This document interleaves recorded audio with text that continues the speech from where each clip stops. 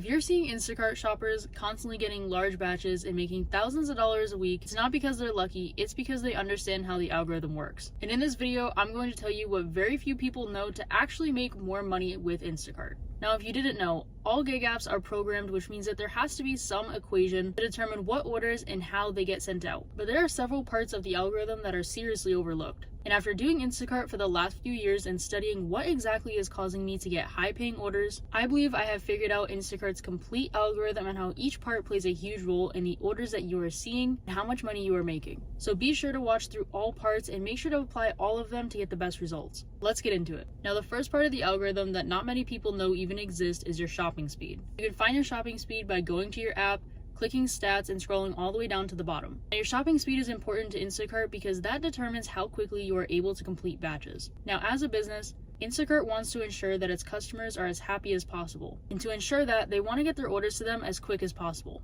Which means that shoppers with a quicker shopping speed are going to be favored by Instacart because they will be able to complete the orders faster. Now, Instacart will probably send out larger orders to those with lower shopping speeds because the more a customer spends, the more Instacart makes. And so if you have a fast shopping speed, Instacart is going to want you to complete those orders because you're going to get them done quickly. And typically, larger orders have larger tips, which means you'll make more money. When it comes to shopping speed, there are ways to reduce it, but typically, I find that it is best to keep it under 70 seconds per item. And the way that it's calculated is from the moment you start shopping the order until you check out, divided by how many items there are. So keeping it under 70 seconds will already give you a head start. Now, the next number that's important to Instacart is your cancellation rate. And if it goes above 15%, you are at risk for deactivation. But again, Instacart wants to give orders to those they know they can trust. So by you having a lower cancellation rate, that means that you are less likely to drop the order once you have accepted it.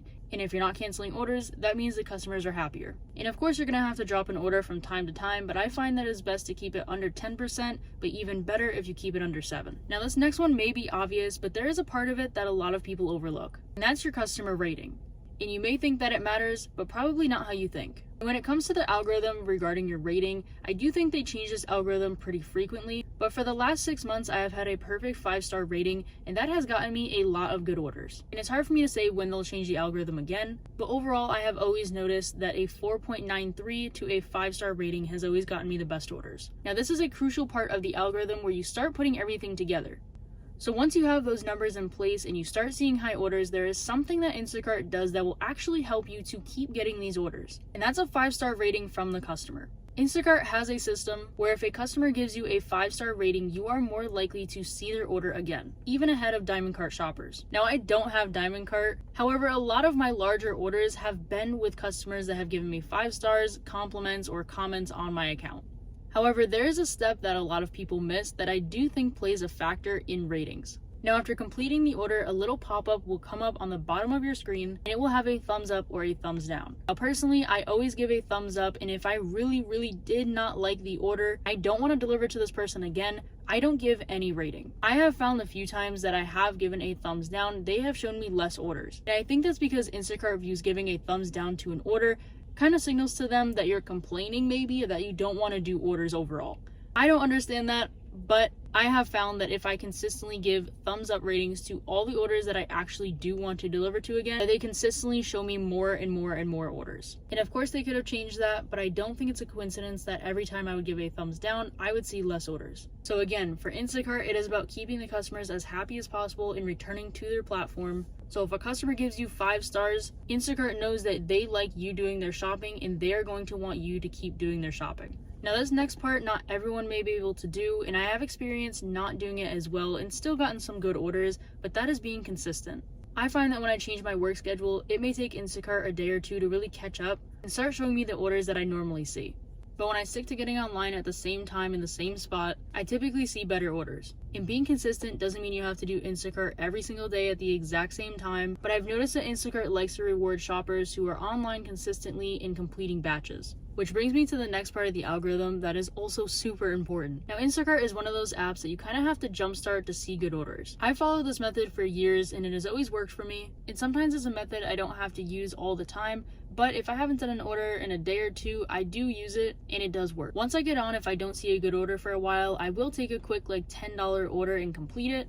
and usually soon after that I'll start seeing better orders. And without me doing an order first, no matter what it is, it usually does take longer for me to see more and better orders. Now, this could be a coincidence, but I've been using this method for years, and I can definitively say on the days that I don't do orders and I'm not getting big orders, it's because I'm being too picky and I'm not just taking an order, to at least jumpstart the app. Now, this part of the algorithm is where a lot of people make the mistake. Instacart loves to give shoppers orders that are similar to the ones that they take. This means that if you're consistently accepting orders at one store, Instacart is going to show you a lot more orders for that store. It also means that if you're doing a lot of delivery only or multi-store orders, they are going to show you more of those. When I first started Instacart, I was only taking orders with one customer, but in the last few years I've expanded into taking double and triple customer orders, and I am back into getting those big high-paying orders. And as for some proof, the other day I just took my first order that was both a delivery only and a shop and deliver order, and as soon as I delivered that order, they started grouping orders together specifically for me, showing me orders that were also delivery only and shop and deliver together. And before this, I had only seen a few of these orders, but I had never taken them. Now, I do think it was a mistake on my part to accept that order, because now they keep showing me them, and I don't really like doing delivery only and shop and deliver together, but I know that if I ignore them for long enough, they will go away and they'll stop showing me them because they will think that I am uninterested, which I am. And the reason that I take double and triple customer orders is because although Instacart likes to pair non-tipping and tipping customers together, it still adds to my pay and results in me getting high-paying orders. You can definitely try this method yourself. If you don't like the orders that you're seeing, try taking a different type of order and see if they start sending you those instead.